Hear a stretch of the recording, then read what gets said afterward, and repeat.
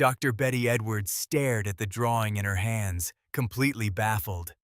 The 9-year-old had just sketched a portrait that captured every shadow, every curve, every subtle detail of her grandmother's weathered face. 3 hours later, the same child produced a stick figure with a circle head and 2 dots for eyes. Edwards had just witnessed something that would revolutionize our understanding of the human brain. This wasn't an isolated incident in Edwards's studies. She had been documenting a peculiar phenomenon for months. Children between ages 4 and 9 often produced artwork that demonstrated a sophisticated understanding of proportion, depth, and visual accuracy. Then something changed around age 10. Their artistic abilities didn't just plateau, they seemed to decline. Edwards noted this transition, and for decades, educators dismissed it as natural development. The breakthrough came when researchers like Dr. Rebecca Chamberlain at Goldsmiths University of London began studying the brain's role in drawing. Chamberlain's team recruited volunteers with no formal art training and divided them into 2 groups. The first group drew normally while researchers monitored their brain activity. The second group underwent a novel intervention: targeted magnetic stimulation that temporarily suppressed activity in the brain's left angular gyrus, the region responsible for symbolic thinking and language processing. The results were significant. Participants with suppressed symbolic processing showed notable improvements in drawing accuracy. Dr. Chamberlain explained the mechanism in her research. When you look at a tree, your brain immediately categorizes it as tree and activates your stored symbol for tree, a brown trunk with a green circular top. This symbolic representation overwrites the actual visual information your eyes are sending. The brain, in its eagerness to make sense of the world, sabotages artistic accuracy by substituting symbols for sight. This explained Edwards's original observation about children's artistic development. Young brains haven't yet developed sophisticated symbolic processing systems. When a 5-year-old draws a face, they're actually seeing and recording the specific relationships between features, the subtle variations in shadow and light. Their drawings appear advanced because they're working directly from visual input without symbolic interference. But around age 10, the brain's symbol processing regions mature rapidly. Suddenly, when children attempt to draw a face, their brains flood them with preconceived notions about what faces should look like. 2 dots for eyes, a curved line for a smile, a circle for the head. These symbols are efficient for communication, but devastating for artistic accuracy. Dr. John Chelenko at Camberwell College of Arts documented this transition by tracking eye movements of children drawing portraits. Before age 10, children spent much of their time looking at their subject and less time looking at their paper. After age 10, this ratio reversed dramatically. Older children spent most of their time staring at their paper, drawing from memory rather than observation. They had learned to draw symbols instead of seeing reality. But here's where the story takes a disturbing turn. Dr. Chamberlain's research revealed that this neural hijacking doesn't stop at childhood art class. The same symbolic override that affects drawing ability can impact professionals in critical situations. Radiologists learning to read X-rays might miss critical tumors because their brains substitute familiar patterns for actual visual data. Botanists might misidentify plants.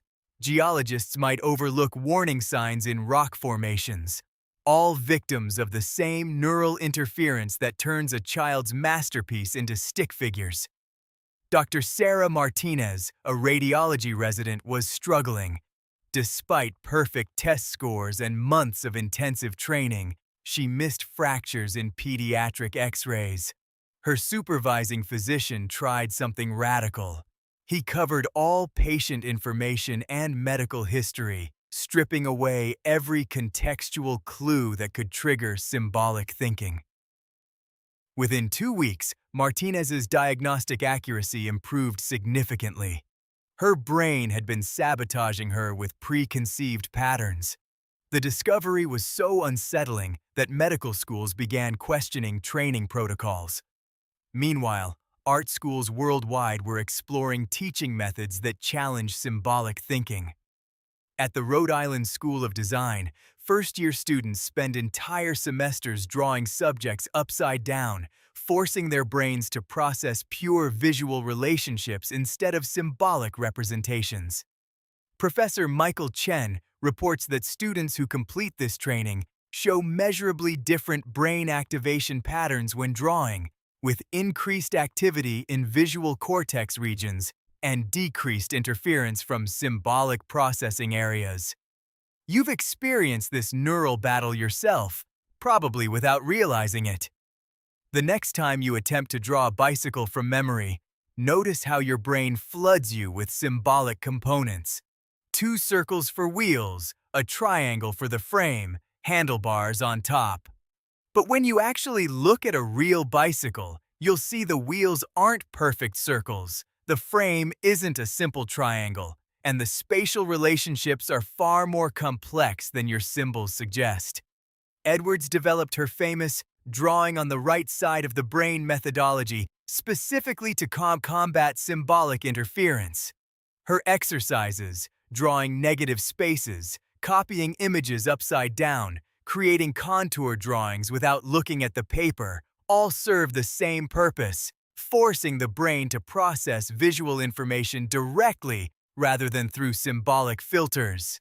Students who complete her 5-day intensive program show measurable improvements in spatial reasoning, problem-solving, and pattern recognition that persist for years.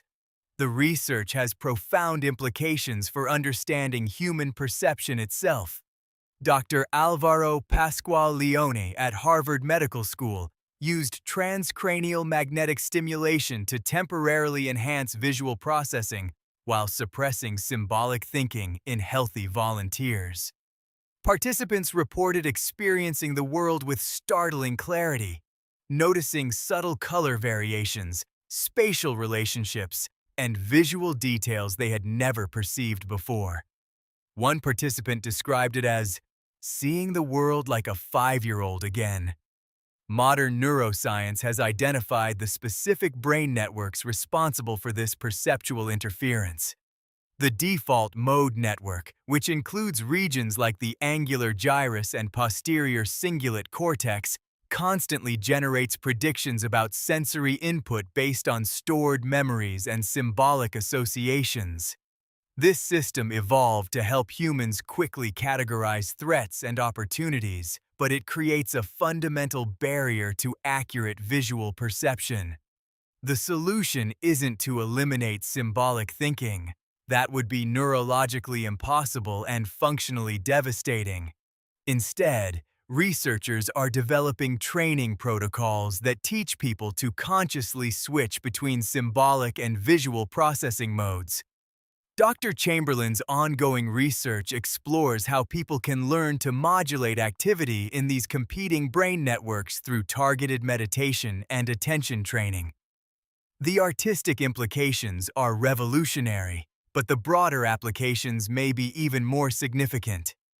Understanding how symbolic processing interferes with accurate perception could transform fields from medical diagnosis to scientific observation to eyewitness testimony.